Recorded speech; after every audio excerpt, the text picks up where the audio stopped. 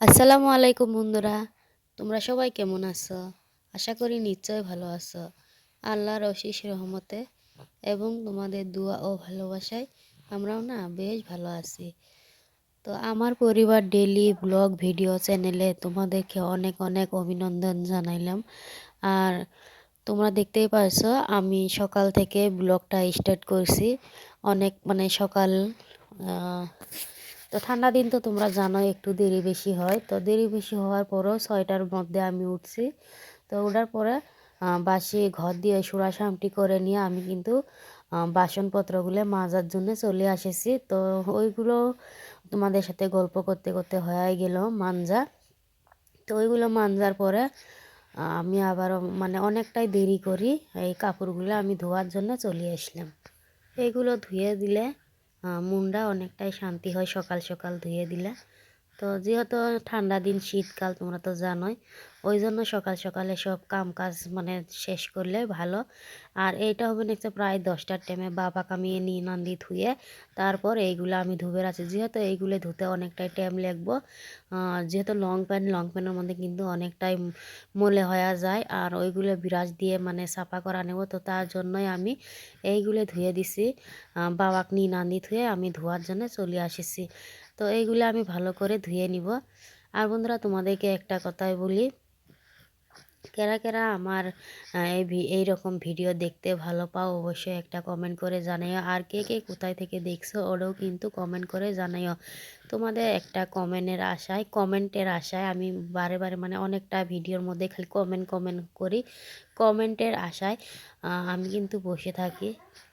তো বন্ধুরা তোমরা একটা কমেন্ট করে দিও, দিলেও একটু আমার ভালো লাগে।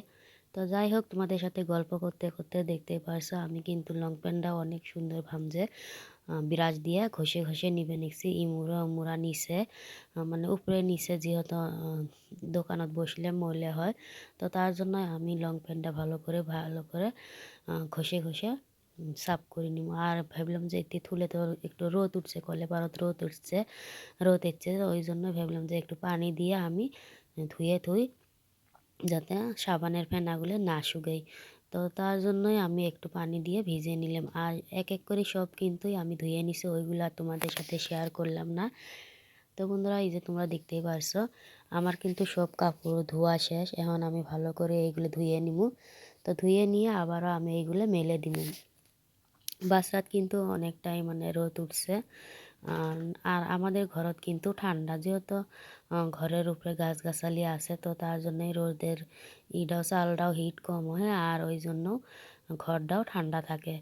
তো ওই পাশে তোমরা দেখতেই পারছো অনেকগুলো কাপড় আমি কিন্তু ধুয়ে টুয়ে নাড়ি দিছি সকালবেলা, যেহেতু বাবার গুলে। আর এইগুলো বাবাকে নিয়ে আমি পাই না, তোমাদেরকে তো একটু আগে বললাম। তো তার জন্যই আমি এইগুলো কিন্তু পরে ধুয়ে দিলাম। তো এই যে তোমাদের সামনে আমি এইগুলো মেলে দিবে নিচ্ছি এই বাঞ্জে। আর এটা কিন্তু আমাদের বাসরা, তোমরা তো জানোই এই জায়গাতে আঙ্গ করলে বাড়ি করলে নাগাইছে কিছুদিন আগে। তো তোমরা তো ওইলে ভিডিও অবশ্যই দেখতেই পারছো, আমি তোমাদের সাথে তো শেয়ারে করছি। তো কি বলবো বলো তো বন্ধুরা, এইভাবে কাম করলে কিন্তু অনেকটাই তৃপ্তি হয় যে না এই সময় বাচ্চা ঘুমেছে, এই সময় কাম করিনি, বা এই সময় কাইও নিয়ে গেছে। তো ওইটা ভাবেই সব কাম কাজ গুছিয়ে করলে অনেকটাই ভালো লাগে। আর তোমরা দেখতেই পারছো আমি বাসরাত থেকে কাপড় নেট দিয়ে আসার সাথে বাবা ঘুম থেকে উঠছে। তো ঘুম থেকে উঠছে ভাবলাম যেহেতু এখন বাইরের কাম নেই আর ঘরের কামগুলো এলোমেলো হয়ে আছে, তো ওই জন্যই আমি ভাবলাম যে ঘরের কামগুলো বাবাকে নিয়ে নিয়ে করি। তো তোমরা দেখতেই পারছো এই যে বাবা বিছনের উপর দিয়ে দৌড়াদৌড়ি নাগাইছে।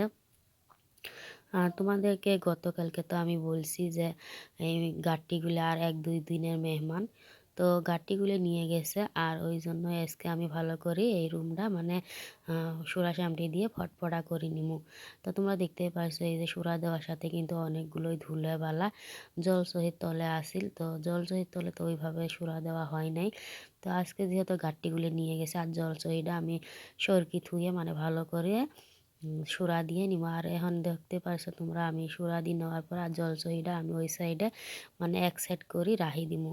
যেহেতু ঘরত ধানের বস্তা আছে, তো ভাবলাম যে ধানের বস্তাগুলো আমি এই জায়গাত জলসহিটা এককানি করে ধানের বস্তাগুলো এতে আমি রাহি দিই। তো বেশ সুন্দর ঘরটাও দেখা যাব। আর অনেকটাই টিপটাপও দেখা যাব। তো ওইটা ভাবি কামার মধ্যে লাগি পড়লাম। আর বাবা আমার সাথে মানে কেমন না হয়েছে আমাকে দেখবে নিকছে বুগলত। আর অখনি একটুখানি আমি মানে খেলা করবে নিকছি। এই যে তোমরা দেখতেই পারছো এই যে অখনি খেলা করার পর আবার আমি বসি তুললাম, থুয়ে বললাম যে দিন তো চলে যাব আর এখনও আন্দাবাড়ি আমার করা হয়নি, তো তার জন্যই অখনি তামসা করলে আমার হবেন নয়। আমি ওইভাবে বসি তুললাম, থুয়ে আমার কামত আমি লাগিয়ে গেলাম। তো তোমরা দেখতেই পারছো চেয়ারগুলো তো অনেকটাই ধুলেবালা আছিল।